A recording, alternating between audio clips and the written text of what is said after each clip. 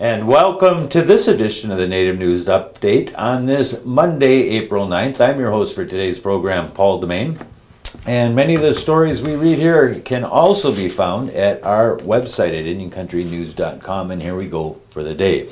The University of North Dakota is proud to present its third series of More Than Beads and Feathers posters featuring highly accomplished graduates from a variety of tribal affiliations and majors. The posters inform the general public, American Indians in the region and the nation about the UND experience for American Indians. They also feature American Indian graduates from UND who are making professional contributions and significant differences in their tribal communities and beyond as a result of their education. The latest or third round of participants to be featured in UND's poster campaigns titled More Than Beads and Feathers, A Bigger, Better Project are Elsie Morningstar, who's from the three affiliated tribes, Cheryl Carey, Standing Rock Sioux, Byron Baker, Mandan Hidatsa, Francine McDonald, Spirit Lake Sioux Tribe, Dwayne Gurno, Turtle Mountain Band of Chippewa, Jason Hardlicka, Oglala Sioux, Joseph Morizette, Chippewa Cree, Kimberly Rhodes, Standing Rock Sioux, and Daniel Fluke, a Cherokee. An official celebration for the new posters will take place at 11 a.m. on Tuesday, April 20th at the UND Memorial Union Ballroom as part of the 42nd American Indian Time Out observance on campus. The posters, which have been seen all over Indian country in the past few years, are the first and second series have been distributed at tribal offices, schools, and communities, colleges throughout the state and country to serve to inspire other tribal youth to pursue or continue a path in higher education. And we're going to put the URL, which is really long up, so if you can take a look at that project.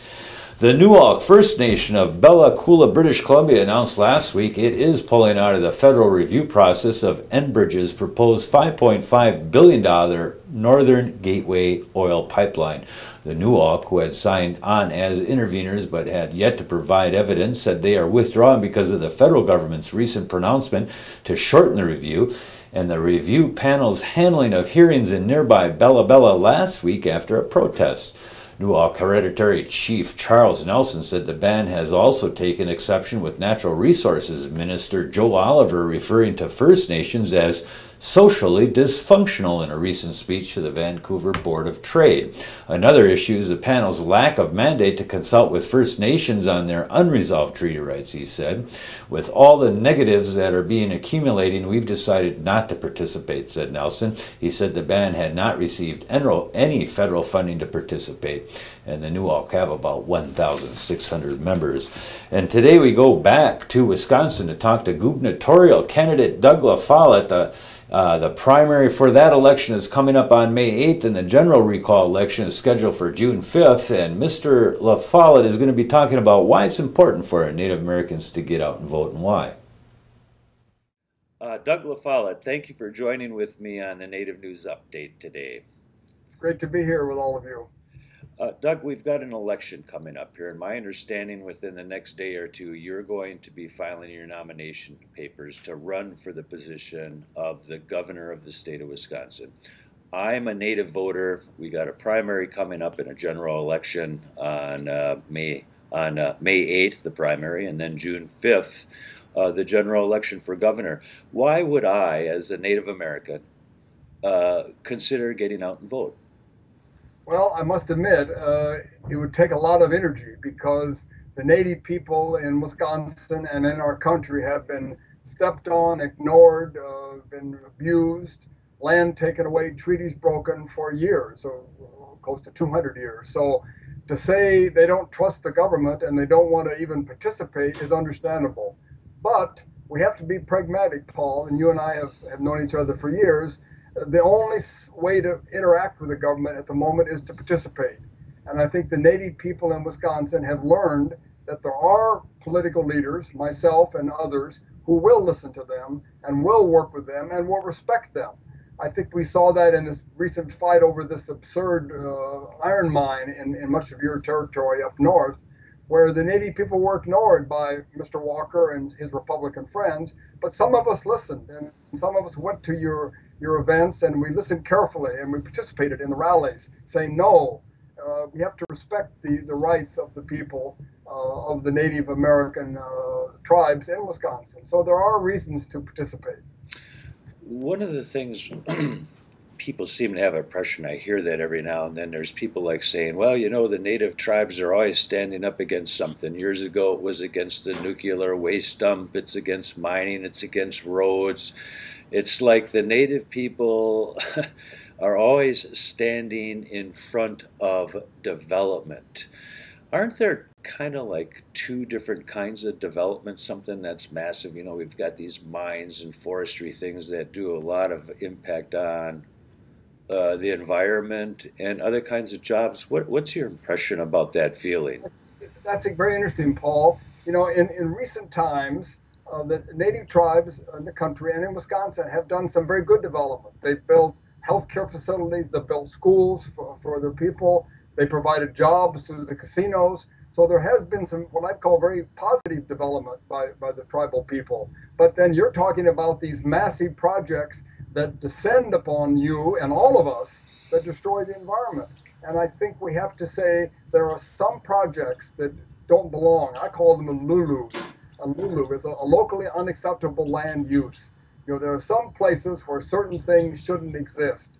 And because the Native people have been pushed back into a very small area, then those areas are sacred and they're important for the Native people and for all of us. So to protect those places is very important. And I think those places are where Lulus don't exist. You don't want to build nuclear power plants or giant mines in these beautiful environmental areas where the Native people have been pushed back to live.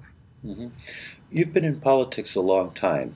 Over the years, have you seen a difference in how the Native community interacts with the state of Wisconsin and national government and politics in general? Well, I think a couple of things have happened. They've gotten much more sophisticated.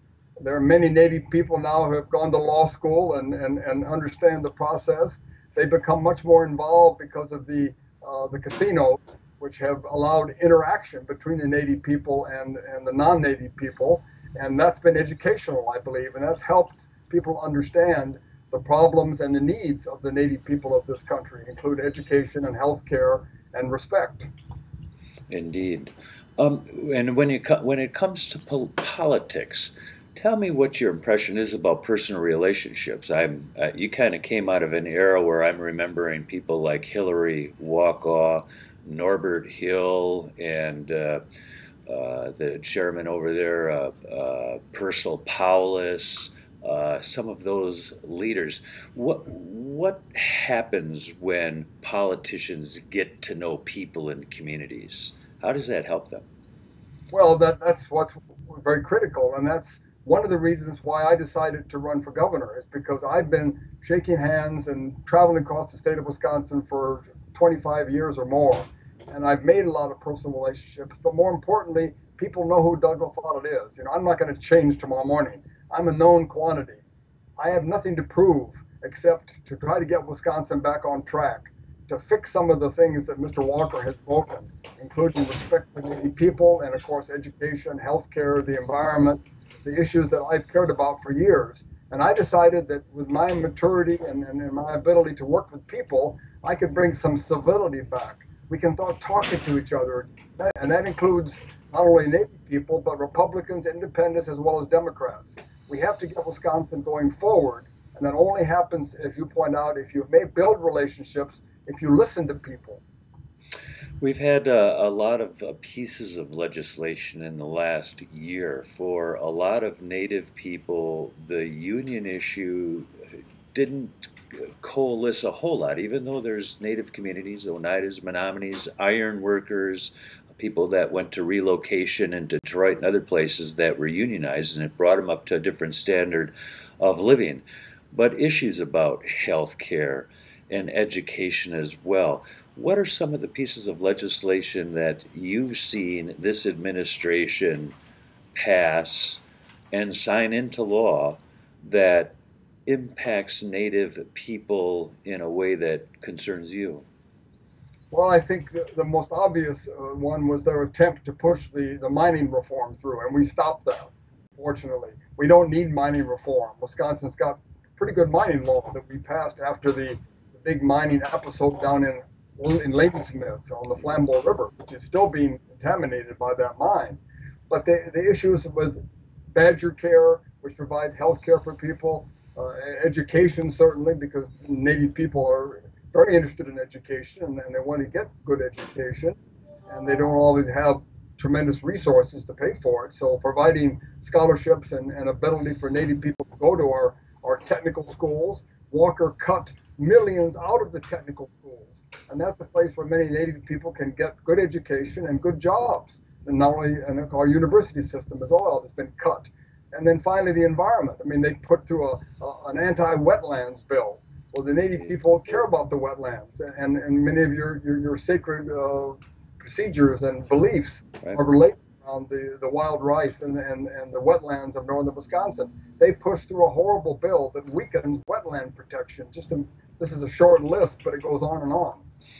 Well, we've got a few short weeks, and we only had a few minutes here, but if you had one short little message, where are we going with this? What do you want to encourage people in northern Wisconsin that watch this? People actually throughout the whole world are going to look in here. What's your message to them? A quick ad would be, look at my website, please. It's douglafollette.com. Okay. douglafollette.com. And then my biggest message is one of a different kind of campaign. You know, we talk about big money and negative television, attack ads, political action committees, millions of dollars coming into Wisconsin supporting candidates. And there's a better way. And the better way is a people campaign without those attack ads, without millions of dollars of special interest money. That's what Doug La Follette is going to do in this campaign. It's a different way of doing it. It's a better way. I'm going to run a people campaign. I'm going to use Facebook. Look at my Facebook. I've got 3,000 some friends now. And we're not going to take special interest money. I'm only taking small contributions from individuals who believe in what I'm doing, and I'm going to do it that way. That's the way we need to change democracy. Thousands of people stood in the cold, they stood in the rain, and they didn't do that so they could be told how to vote by millions of dollars of out-of-state money on negative television ads. That's Indeed. And modern technology. You're using modern technology, even this Skype interview. Tell me a little bit about what role that's going to play in the campaign. Well, you and I have learned to do this because we're not teenagers anymore.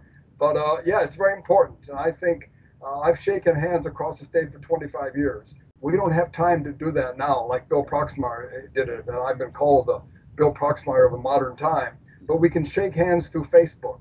If my Facebook friends talk to your Facebook friends and they talk to their friends, we can take back Wisconsin from what Mr. Walker has done. Thanks for joining with us again, Doug. You take care and good luck in the upcoming weeks. Nice chatting with you. Thank you, Paul.